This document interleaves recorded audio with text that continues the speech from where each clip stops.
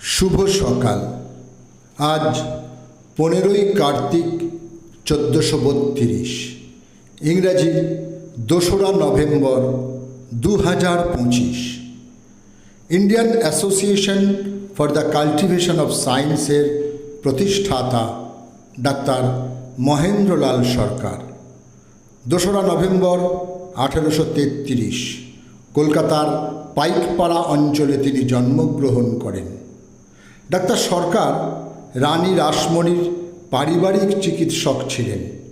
সেই সূত্রে অসুস্থ ঠাকুর শ্রী রামকৃষ্ণের চিকিৎসার ভার তাঁর ওপরে ন্যস্ত হয়, কিন্তু সাধ্যানুরূপ চেষ্টা করেও তিনি ঠাকুরকে সুস্থ করতে পারেননি।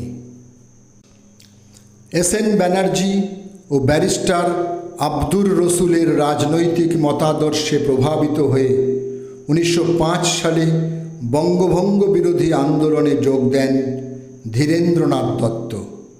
আজ তাঁর জন্মদিন। 2রা নভেম্বর 1886 ত্রিপুরার রামাইলে বর্তমান ব্রাহ্মণবেড়িয়ায় জন্মগ্রহণ করেন। তিনি ছিলেন একজন আইনজীবী, সমাজকর্মী ও ভাষা সৈনিক। অরুণ মিত্রের কবিতা মধুমন্তীর প্রথম স্তবক। আমাকে ছিঁড়ছে, কুটি কুটি করে ছিঁড়ে ফেলেছে মধুমন্তী। আমি শব্দ করতে পারছি না, আমার সব শব্দ গ্রাস করেছে মধুমন্তী। শব্দের যন্ত্রণা এক সুখ থেকে আর এক সুখে লুটিয়ে পড়ছে। আজ কবির জন্মদিন। 2রা নভেম্বর 1909 যশোরে তিনি জন্মগ্রহণ করেন। 2রা নভেম্বর 1935 ময়মনসিংহতে জন্মগ্রহণ করেন কবি শীর্ষেন্দু মুখোপাধ্যায়। তাঁর প্রথম গল্প জল তরঙ্গ 1959 দেশ পত্রিকায় প্রকাশিত হয়। বহু উপন্যাস ও গল্প তিনি আজও লিখে চলেছেন। বিদ্যাসুন্দর পুরস্কার, আনন্দ পুরস্কার, সাহিত্য একাডেমি পুরস্কার, বঙ্গবিভূষণ পুরস্কার তিনি অর্জন করেছেন।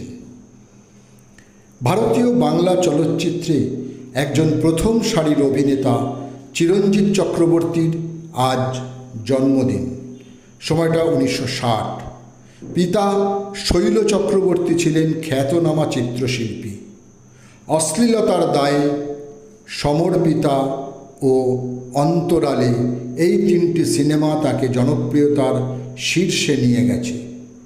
অভিনয়ের পাশাপাশি তিনি একজন সফল পরিচালকও বটে। তাঁর পরিচালিত সিনেমাগুলি হল বস্তির মেয়ে রাধা, কেঁচো খুঁড়তে কেউটে, মর্যাদা, মানুষ অমানুষ ইত্যাদি। 2রা নভেম্বর 1965 নতুন দিল্লির এক মুসলিম পরিবারে জন্মগ্রহণ করেন অভিনেতা শাহরুখ খান। পিতা মীর তাজ মোহাম্মদ খান ভারতীয় স্বাধীনতা আন্দোলনের কর্মী ছিলেন। শাহরুখ বা এসআরকে একজন ভারতীয় অভিনেতা, প্রযোজক ও টেলিভিশন উপস্থাপক। 1992-তে তাঁর প্রথম চলচ্চিত্র মুক্তি পায় দিওয়ানা।